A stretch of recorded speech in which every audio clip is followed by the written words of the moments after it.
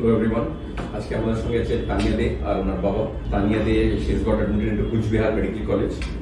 নাও তানিয়া, আপনাকে আগে জিজ্ঞেস করবো যে কলেজের ব্যাপারে, কলেজ আপনাকে কেমন লেগেছে? খুব ভালো লেগেছে, ক্যাম্পাস খুব ভালো, teachers faculty everything is very good.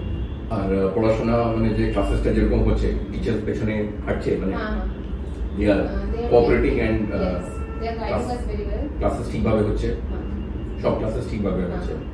আর সিনিয়রদের সঙ্গে ইন্টারঅ্যাকশন আপনি বলছেন কমতি হচ্ছে, কম হচ্ছে মানে ওটা ইন্টেনশনালি কম করানো হয়েছে এখন for the timing of 6 month. আচ্ছা, তারপরে আমাদেরকে ইন্টারঅ্যাক্ট করতে দেওয়া হবে এন্ড প্রত্যেক 10 জনের পেছনে একটা করে মেন্টর সিনিয়র দেওয়া হয়েছে, মানে এমন না যে একদম আইসোলেটেড আমরা। আচ্ছা, প্রত্যেকজনকে একটা করে মেন্টর দেওয়া হয়েছে, ওনার সাথে কোনো অসুবিধা হলে কন্টাক্ট করতে আপনি ওদেরকে কন্টাক্ট করতে পারবেন। ও পারফেক্ট।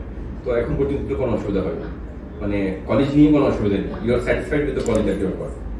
স্যার, আপনি তো আমাদের সঙ্গে 2-3 বছর দিয়ে আছেন স্যার, তো আপনার শিক্ষাবারে কি বলা? প্রথম যখন আমি আসলাম, মানে এবছর যখন এটা নাম্বারটা পাওয়ার পর আসলাম, তখন আমি একটু চিন্তার মধ্যে ছিলাম এই কারণেই, ও যে নাম্বারটা পেয়েছিল, এবার এত স্টুডেন্ট পরীক্ষা দিয়েছে, কাট অফ মার্কটা অনেকটাই হাই চলে যাচ্ছে, এইরকম একটা ব্যাপার আমি খুব চিন্তার মধ্যেই ছিলাম। তো যখন আপনি আসলাম, যখন আপনি বললেন যে আমরা আছি, আমরা যেভাবে গাইড করবো, শুধু আপনারা আমাদের সঙ্গে একটু কোঅপারেট করবেন, টাইম লাগতে পারে একটু, কিন্তু কোঅপারেট করবেন, আপনি হয়ে যাবে। এবং সেই অনুযায়ী ব্যাপারটা হয়ে গেছে, আমাকে অতটা টাইম কিল করতে হয়নি।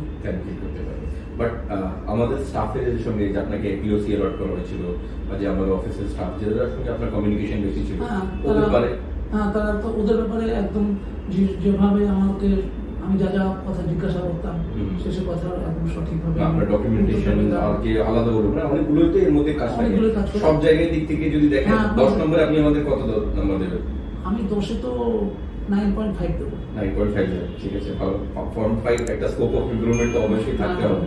আমি এই কারণে বলছি, আমি এতটাই ভালো লেগেছে। দেখুন, আপনারা জানবেন যে আমি বলি যে যাও তোমরা শিক্ষায় যাও, লাইক আজ আপনার উদাহরণ দিচ্ছি, আমি সন্দীপন দাস, তারপর সুভাশিস ভাদবী, আমি এদের বলেছি, কারণ আমার যার সঙ্গে আমাদের যোগাযোগ হয়েছে, আমি বলেছি অবশ্যই স্যার, খুব বলেছি যে আমার ফেথটা আছে বলেই, শিক্ষার উপরে ফেথটা আছে বলেই কিন্তু আমি বলেছি। যদি আমি নিজে ফেথ না হতাম, তাহলে মানুষকে বলতাম কি করে। Thank you, wishing you all the best. আপনাদের খুব খুব ধন্যবাদ। Thank you so much.